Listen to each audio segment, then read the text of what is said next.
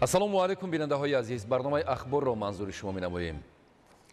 имрӯз аҳли сайёра ба раванди тағйирёбии иқлим мувоҷеҳ гардидааст. бо мақсади ҳифзи ҳама гуна арзишҳои иҳоташудаи ҳаёти инсонӣ, сокинони сайёраро зарур аст ки тамоми равандҳои фаъолият ва зиндагии рӯзмарраро бо дигаргуншавии иқлим мутобиқ сохта, барои худ ва атрофиён зиндагии шоиставу бехатарро таъмин намоянд. вобаста ба паёмадҳои тағйирёбии иқлим Дилшод Ҳакимзода гузориш медиҳад.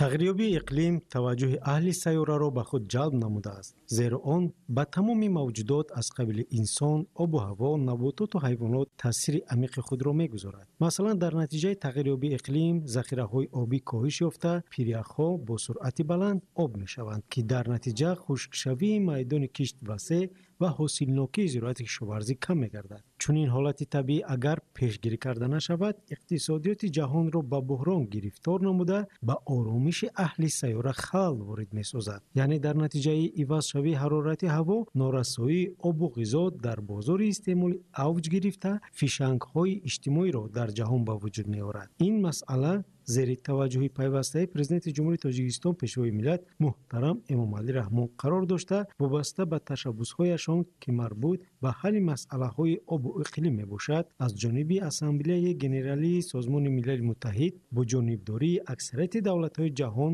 5 қарордоди муҳим қабул гардид. Масалан, соли 2003 соли байналмилалии оби тоза, солҳои 2005-2015 10-солаи байналмилалии амал об барои ҳаёт, соли 2013 соли байналмилалии ҳамкорӣ дар соҳаи об, солҳои 2018-2028 10-солаи байналмилалии амал об барои рушди устувор, соли 2025 соли байналмилалии ҳифзи пиряхҳо.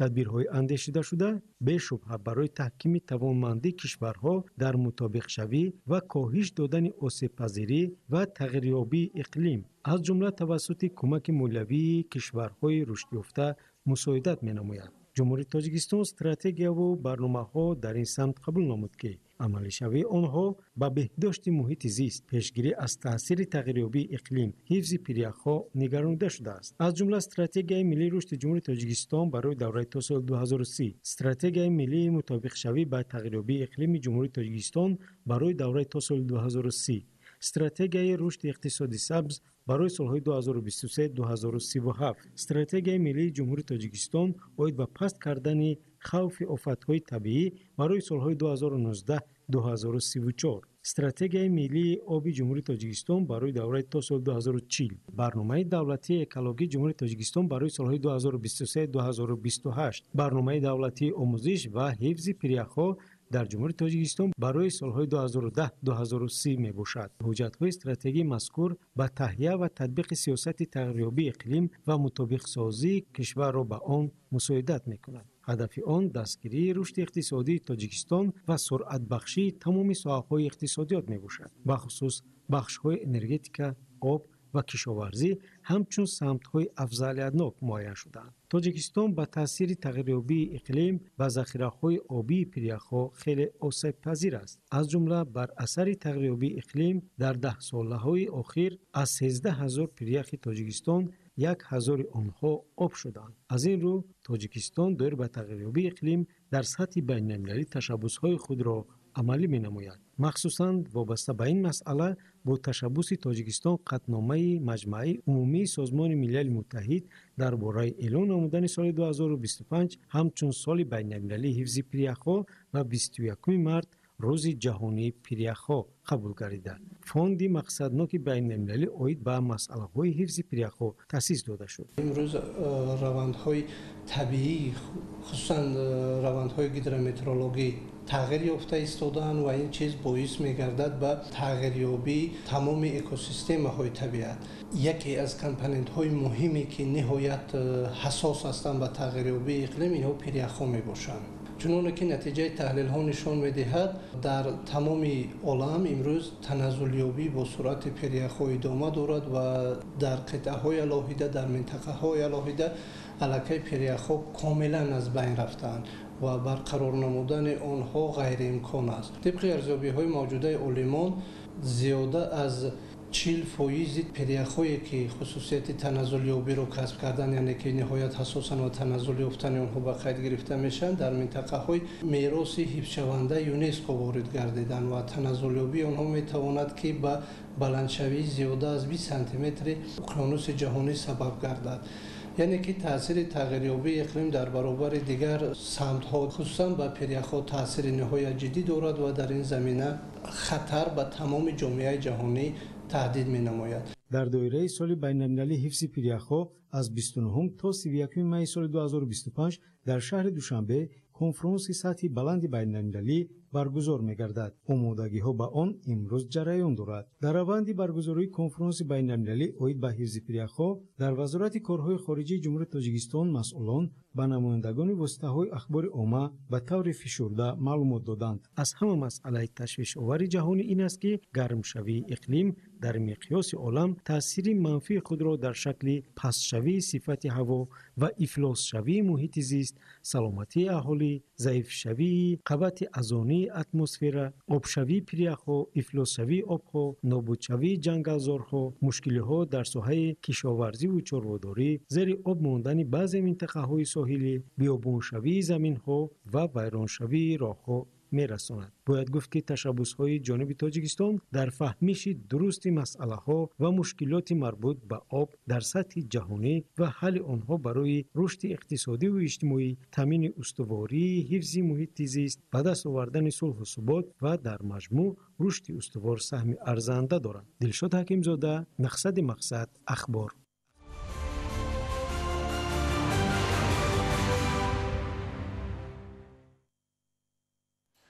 дар ҷамоати деҳоти рӯдакии шаҳри Панҷакент бунёди 69 иншоот ба нақша гирифта шудааст. дар пайи анҷоми корҳои созандагӣ аз ин шумора 44 иншоот бо сифати хуб ва шароити муосир ба истифода дода шудааст. гузориши хабарнигорони мо. сокинони ҷамоати деҳоти рӯдакии шаҳри Панҷакент чун дигар сокинони кишвар дар иҷрои корҳои созандагӣ саҳми назаррас гузошта барои ободонии маҳал талош намуда истоданд. дар ин ҷамоат ки наздики 24 000 аҳолӣ дорад, айни ҳол дар 11 иншоот корҳои сохтмонӣ рафта истодааст. яке аз ин иншоот чойхонаи замонавӣ дар деҳаи зери ҳисор мебошад. чойхонаи мазкур сеошона буда дар мавзеи хушбоду ҳаво дар канори дарёи Киштут сохта шудааст ки ин барои ҷалби бештари меҳмонон ва сокинон мусоидат мекунад. айни ҳол корҳои зебонамоӣ бо усулҳои замонавӣ аз ҷониби устоҳои маҳаллӣ ҷараён дорад. пешвои муаззими миллат муҳтарам имомули раҳмон дар тамоми баромадҳояшон таъкид мекунанд ки ободкории созандагӣ бояд ки дар тамоми деҳию деҳот шавад. мо сокинони деҳаи зери ҳисор барои ҷашни 35-солагии истиқлолияти Тоҷикистон се иншооти бузургро мо ба ӯҳда гирифтаем. якум иншооти чойхонаи замонавӣ, дуюм иншоот дар мактаб варзишгоҳ сохта истодаем, сеюм иншоот дар мактаб хонумузеи Мастон Шералӣ сохтмонаш рафта истодааст. устоҳо бо усулҳои хос ва дастгоҳҳои махсус кӯшиш доранд то ин чойхонаро ба як бинои зеботарини маҳал табдил диҳанд. баъди ба истифода додани ин бино ки ҳамчун иншооти ҷамъиятӣ пешбинӣ шудааст, ин ҷо ба макони баҳамоии сокинон табдил мегардад. дар назди муассисаи таҳсилоти миёнаи умумии рақами 52 ба номи Мастон Шералӣ бошад, бо дастгирии сокинон хусусан ҷавонони бонагу номуси деҳаи зери ҳисор сохтмони толори варзишӣ идома дорад. ҳамарӯза зиёда аз 10 нафар коргар барои иҷрои корҳои сохтмонӣ сафарбар карда мешаванд. айни ҳол корҳои хирчинӣ дар ҳоли анҷомёбӣ буда сохтмончиён ният доранд то ҳар чӣ зудтар ин толори варзиширо сохта ба истифода диҳанд то хонандагон аз шароити беҳтар баҳравар гарданд. ҳамчунин бо мусоидати мақомоти иҷроияи маҳаллии ҳокимияти давлатии шаҳри Панҷакент ва бо саҳми сокинон дар назди ин муассиса сохтмони осорхонаи шоир ва драматурги тоҷик Мастон Шералӣ оғоз гардидааст ки тибқи нақша то охири сол сохта ба истифода дода мешавад. сокинони деҳаи некноти ҷамоати деҳоти рӯдакӣ бошанд баъди муфаш намудани роҳи асосии деҳа ба сохтмони дигар инфраструктури соҳа оғоз намуданд. хусусан имрӯзҳо аз ҷониби оилаи ансориҳо сохтмони меҳмонхонаи сеошона идома дорад. ин меҳмонхона бо тарзу услуби замонавӣ ва бо унсурҳои миллӣ сохта шуда дар баробари қабули меҳмонон дар зебо гардондани як гӯшаи ин деҳаи дурдаст мусоидат мекунад. дар ошонаи сеюми бино корҳои сохтмонӣ анҷом ёфта дар ошонаҳои поёнӣ کارهای آخرین ساختمانی رفته ایستاده است. همچنین در این دهه ساختمان مرکز سلامتی آغاز گردیده است. مرکز سلامتی نیز طبق لایحه دوآشانه و خیلی زیبا ساخته می شود. فرمایشگر لایحه شبکه‌های مؤسسه‌های کمک اولیه طبی سانیتری بوده. کارهای ساختمانی از جانب جمعیت سهامی کشاده اصل پیش برده می شوند. ساختمان پلی ماشینگذار، ساختن ابره‌های بتونی و سایل بندی نمودن کنار دریاچه‌ای که از مابین دهه می‌گذرد از دیگر اقدام‌های سازنده ساکنان دهه نکنات دانسته می‌شود. عموما بخشیده به 35 سالگی استقلال دولتی در جمعیت دهاتی رودکی شهر پنجکند بنیاد و نوسازی 69 انشاءات به نقشه گرفته شده. تا امروز 44 تا آن ساخته به استفاده داده شده است و در 11 انشاءات دیگر کارهای ساختمانی ادامه دارد. دلیری بازار، زرهون نعمت‌الله، شهر پنجکند. اخبار.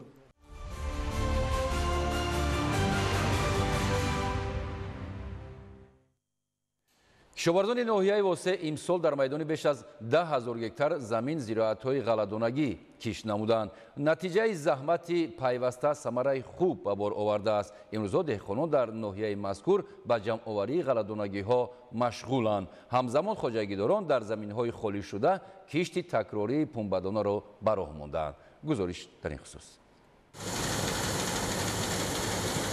در ناحیه وسیع ولایت ختلان امسال طبق دورنما در میدان عمومی 10,645 گکتار غله‌دانگی‌ها از آن جمله در میدان 9,112 گکتار گندم، 1,500 گکتار جو کشت کرده شده است. کشاورزان ناحیه برای زیاد نمودن حاصل غله تخمی علوصفت سرحاصل غله را دسترس نموده کشت کردند. طوری از جریان دره معلوم گردید غله‌کاران حاصل خوبی جو را به دست آورده ایستادند و مقصد دارند که با استفاده از چنین نوع‌های تخمی خوش‌صفت و با اقلیم مطابق حاصلناکی را سال از سال زیاد نمایند. خواجگی دهقانی محمد علی دهه زرکمر دهات میرالی‌آباد ناحیه وسیع در میدان بیش از 50 گکتار زمین زراعت‌های غله از جمله گندم و جو را به راه مانده است که فعلا به جمع‌آوری حاصل جو آغاز بخشیدند. امسال خواجگیداران از حاصل به دست آوردهشان قناعتمند بوده برابر دروی غله همزمان به جمع‌آوری سری وقتی کاه بابت ذخیره خوراکی چاروا برای دوره تیرم و زمستان مشغولند. در اساس دستور و هدایت‌های پیشوای معظم ملت اساسگزار صلح و وحدت ملی محترم امام رحمان که در آخری با فعالان نموده بود، خواجگیداران جماعت دهات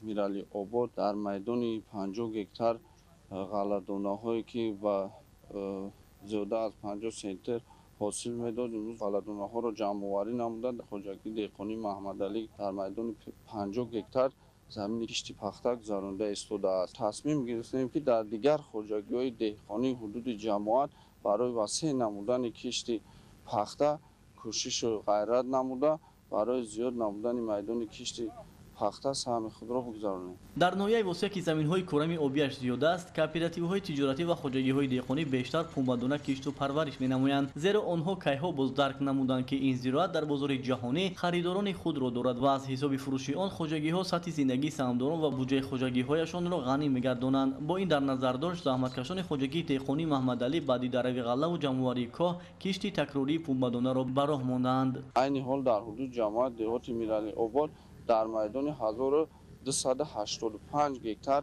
زمین کشت پخته گذرانده شده است و باقی مانده زراعت‌هایی که در زمین عین حال به نشأ نمو است از جمله غله‌دانگی‌ها. امروز خواجگی‌های دهقانی غله‌دانگی‌ها را جمع‌آوری نموده. بعد جمع‌آوری غله‌دانگی‌ها ما می‌توانیم که در میدان آنها کشت پنبه‌دانه گذرانیم. در این تدبیر تمام تکنیک و ماشینالات کشاورزی دسترس خواجگیداران بوده، هرچی بیشتر انجام دادن کشت تکراری از هدف‌های اساسی زحمتکشان خواجگی به شمار می‌رود. اهل زحمت خواجگی‌های دهقانی و کооپراتیوهای استثماری ناحیه وسیع پیوسته تلاش می‌نمایند که با استفاده از باد و هوای مساعد، انتخاب تخم‌های خوش‌صفت با اقلیم منطقه مطابق، توصیه متخصصان ساحه، رعایت قاعده‌های آگرotechniکی هر پوچر زمین را استفاده برده بوریونیدن دوسه حاصل به دستاوردهای نظارت مهنتی نائل گردند. انوشا سیدعلیزاده، سیحامیدی شریف، ناحیه وسیع، اخبار.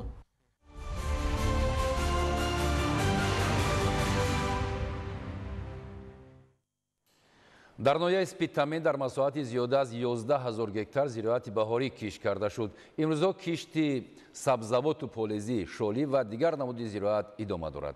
گزارش همکاران ما. در ناحیه اسپیتامین بیشتر از 1600 خواجگی دهقانی فعالیت داشته، همساله کشاورزان با استفاده ثمرناک و عاقلانه زمین و جاری نمودن راه و اصولهای معاصر پرورش زراعت، حجم استحصال محصولات کشاورزی را زیاد نموده، در تطبیق همه‌جانبه یکی از هدف‌های استراتژی حکومت مملکت تامین امنیت عضوخواری سهم نظررس و شایسته می‌گذارند. ба гуфти кишоварзон фаровонии маҳсулот дар бозор ҳамон вақт таъмин мешавад ки давоми сол хоҷагиҳои кишоварзӣ заминро самараноку оқилона истифода баранд. Аниқтараш давоми сол аз як замин 2-3 ва зиёда аз он ҳосил рӯёнида шавад. мушоҳидаҳо собит месозад ки ин раванд дар ноҳияи Спитамен ба амали ҳатмӣ ва маъмулӣ табдил ёфтааст.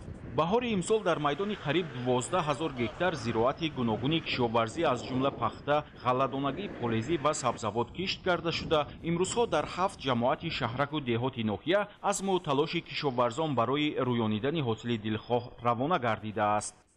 дар ноҳияи Спитамен дурнамои кишти бахорӣ 12383 гектар ба нақша гирифта шудааст. то ба имрӯз 11200 гектар зироатҳои гуногун кишт карда шуд. аз ҷумла пахта 6491 гектар, сабзавот зиёда аз 130 гектар, картошка 140 гектар, полизҳо 160 гектар кишт карда шуд. деҳқонон заминро самаранок истифода бурда, имрӯзҳо ба коркарди байни қатори пахта оғоз карда дар таъмини амнияти озуқоварӣ сахм мегузоранд. дар ноҳияи Спитамен заминҳои назди авлигӣ низ самаранок истифода мешавад. аксари сокинон оғози фасли баҳор дар заминҳои назди авлигии худ асосан картошкаи барвақтӣ, сирпиёз ва кабудӣ парвариш мекунанд ва баъди ҷамъоварии ҳосил дар заминҳои холишуда кишти дигар намуди зироат аз қабили бодирингу помидор, қаламфури булғорӣ, шалғам, мошу лӯбиё ва лаблабуро ба роҳ мемонанд. маврид ба таъкид аст ки деҳқонони ноҳияи Спитамен аз ҷумлаи таъминкунандагони асосии бозорҳои шаҳру ноҳияҳои вилояти Суғд бо маҳсулоти кишоварзӣ ба ҳисоб мераванд. Абдуваҳоби Абдусаттор, Илёс Бобоҷон, ноҳияи Спитамен, ахбор.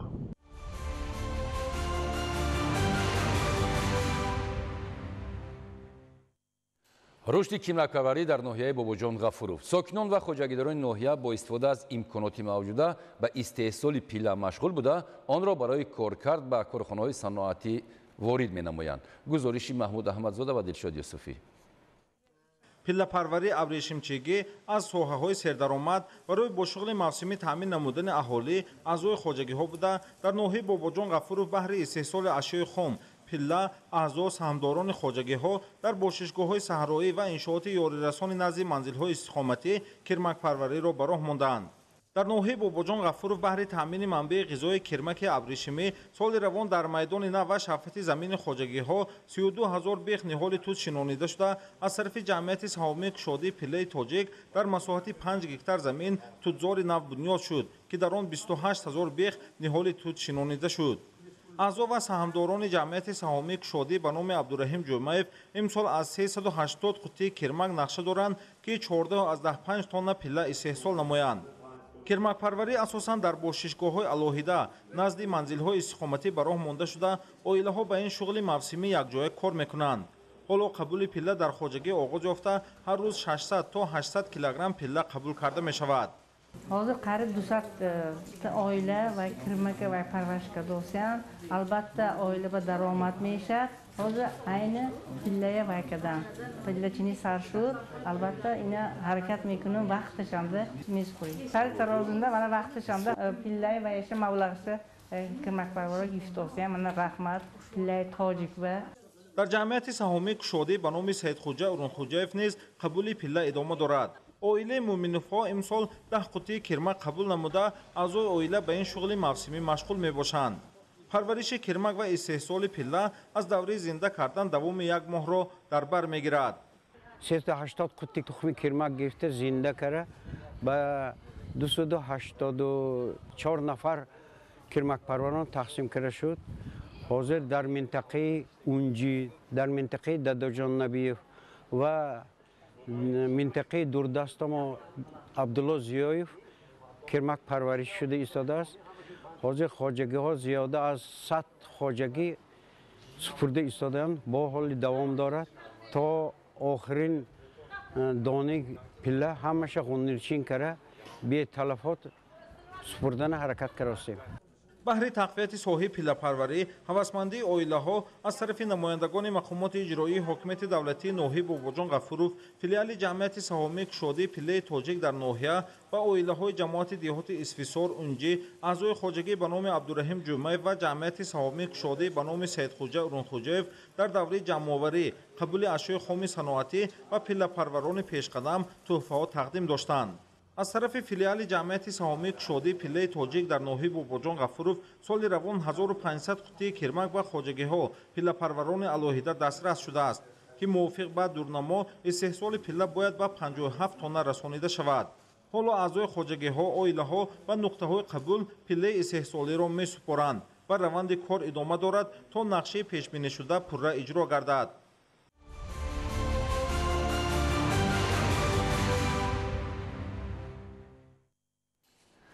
با مقصد استحصال میوه‌های با صفت واردات عوض کننده و به صادرات نگرانیده شده، عالمان و متخصصان ساحه با استفاده از تجربه معاصر میدان باغ‌های اینتنسیوی را وسیع استفاده می‌نمایند که این عامل به بلند شدن محصولناکی باغ‌ها و خانه‌گرداندن طلبات روزافزون اهالی تأثیر می‌رساند. گزارش در این خصوص.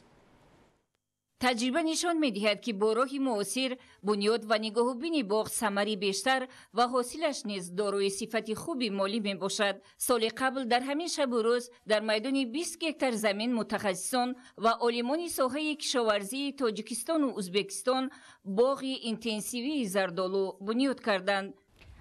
درختان باغ دوستی الکی ثمر آوردند.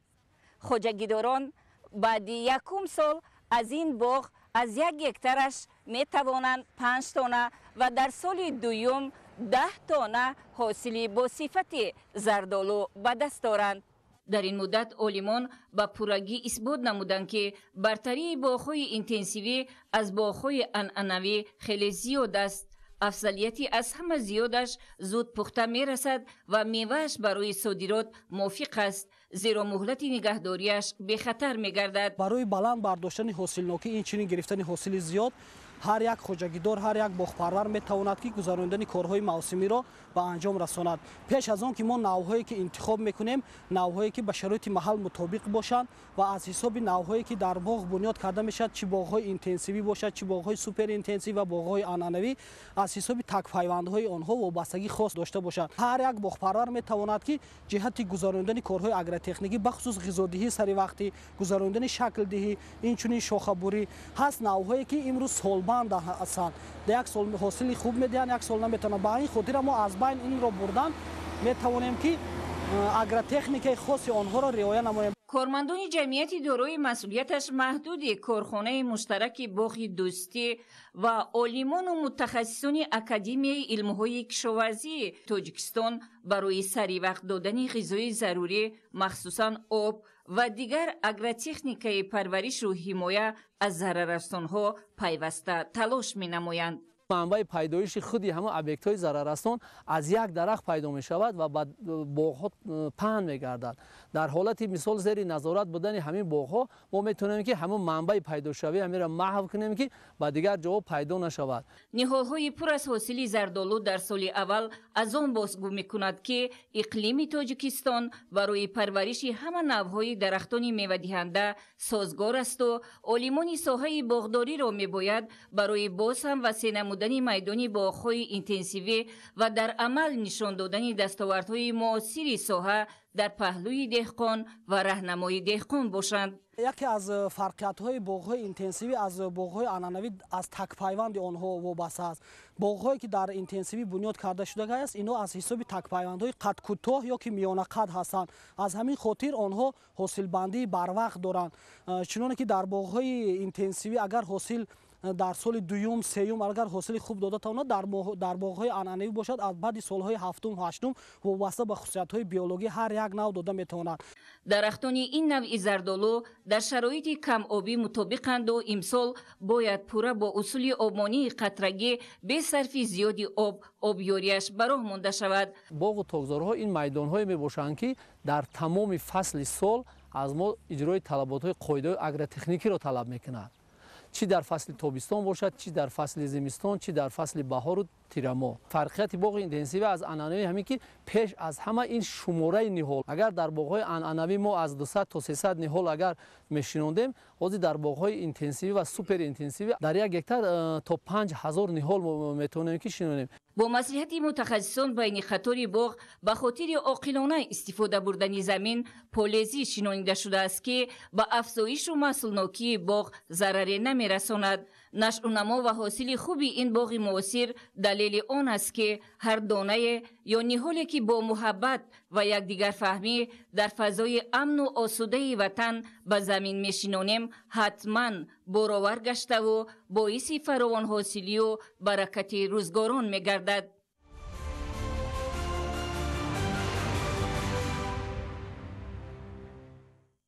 بیننده های عزیز، این بود برنامه اطلاعاتی اخبار با خبر گزارش های تازه. شما را در نشرهای بعدی برنامه اخبار آشنا می‌سازیم. سلامت باشید.